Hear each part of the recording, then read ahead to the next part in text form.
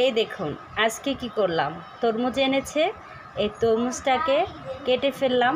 তো কেটে এখন অনেক গরম, তো একটু প্রশান্তি, একটু গরম থেকে বাঁচার জন্য, একটু তৃপ্তি পাওয়ার জন্য যদি এভাবে খেতে পারেন।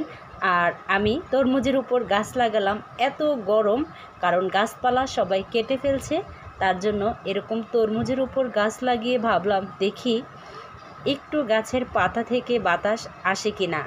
আর অবশ্যই তরমুজ বা পানি বেশি বেশি খাবেন এই গরমে। আর ফ্রিজের ঠান্ডা পানি কেউ ডাইরেক্ট বাইরে থেকে এসে খাবেন না, মিশিয়ে খাবেন।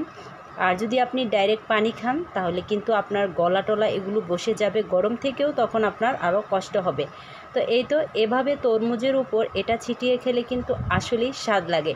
অনেকে তরমুজ মানে মিষ্টি হয় না বা পানি পানি, তখন আমরা তরমুজটা খেতে ভালো লাগে না।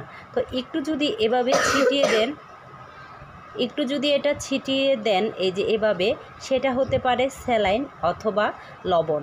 তো যখন তরমুজটা মিষ্টি হবে না বা মিষ্টি তরমুজও হালকা একটু লবণ ছিটিয়ে হয়তো অথবা স্যালাইন ছিটিয়ে খাবেন, অথবা যদি ট্যাঙ্ক থাকে সেটাও ছিটিয়ে খেলে দেখবেন আপনাদের শরীর কতটা মানে তৃপ্তি পাবেন। আর তৃপ্তি পেলেই কিন্তু একটু শান্তি আসে বা ভালো লাগবে।